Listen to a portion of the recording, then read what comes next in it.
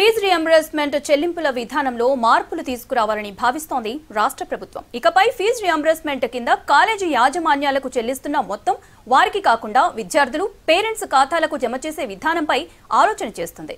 రాష్ట్రంలో fee reimbursement నిధులను స్టూడెంట్లు వారి పేరెంట్స్ ఖాతాల్లోకి జమ చేయడంపై సాధ్యాసాధ్యాల మీద సర్కార్ స్టడీ చేస్తోంది. దీనిపై ప్రత్యేక కమిటీని నియమించింది సర్కార్.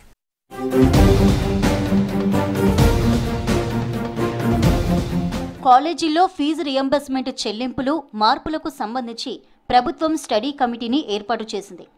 ఇటీవల ఫీజు రియంబర్స్మెంట్పై కమిటీని ఏర్పాటు చేయాలని ప్రైవేట్ ఉన్నత విద్యా సంస్థల సమైక్య ప్రతినిధులు ప్రభుత్వాన్ని కోరారు. ఈ నేపథ్యంలో ప్రభుత్వం మొత్తం 16 మందితో కమిటీని ఏర్పాటు చేసింది. కమిటీ చైర్మన్గా వెల్ఫేర్ డిపార్ట్మెంట్ స్పెషల్ సెక్రటరీ నియమితులయ్యారు. కమిటీలో ప్రొఫెసర్ కోదండరాం, కంచ ఐలయ్య, ఆర్థిక, విద్య, ఎస్సీ, ఎస్టీ, బీసీ, మైనార్టీ సంక్షేమ శాఖల కార్యదర్శులు, ఉన్నత విద్యామండలి చైర్మన్తో పాటు ఉన్నత విద్యా సంస్థల నుంచి 3 ప్రతినిధులను కమిటీలో సభ్యులుగా ప్రభుత్వం నియమించింది. ప్రస్తుతం రాష్ట్రంలో ఉన్నత విద్య చదువుతున్న విద్యార్థులకు ప్రభుత్వం ఫీజు రియంబర్స్మెంట్ను నేరుగా కాలేజీల యాజమాన్యాలకు చెల్లిస్తోంది. ప్రతి ఏడాది 4,000 కోట్ల దాకా అవుతోంది. అయితే ఈ విధానం వల్ల అనేక సమస్యలు క్రియేట్ అవుతున్నాయి.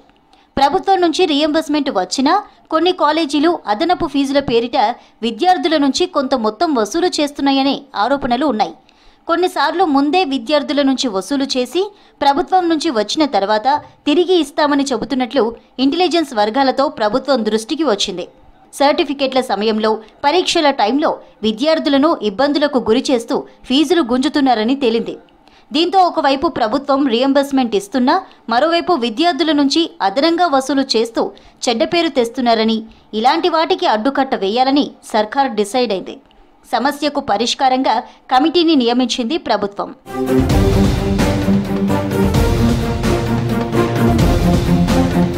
ప్రభుత్వం ఫీజు రియంబర్స్మెంట్ పెండింగ్ బకాయిల్లో 50% వెంటనే విడుదల చేయాలన్నారు ప్రైవేట్ ఉన్నత కాలేజీల యాజమాన్యాలు.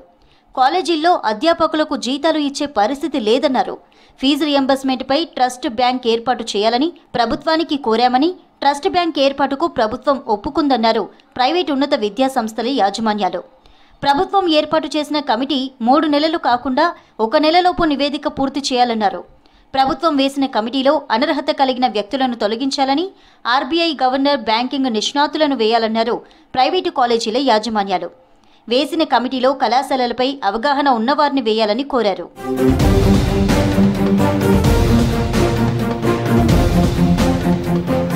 ఫీజు రియంబర్స్మెంట్ పాలసీపై అధ్యయనం చేసి ప్రభుత్వానికి సూచనలు ఇవ్వనుంది కమిటీ. ప్రత్యేక ట్రస్టుతో ఫీజు రియంబర్స్మెంట్ సాధ్యాసాధ్యాలను కమిటీ పరిశీలించనుంది. 3 నెలల్లో కమిటీ నివేదిక ఇవ్వాలని ప్రభుత్వం జీవోలో పేర్కొంది. విద్యా సంస్థలు చెప్పిన సూచనలపై కూడా కమిటీ అధ్యయనం చేయాలని ఉత్తర్వుల్లో స్పష్టం చేసింది సర్కార్.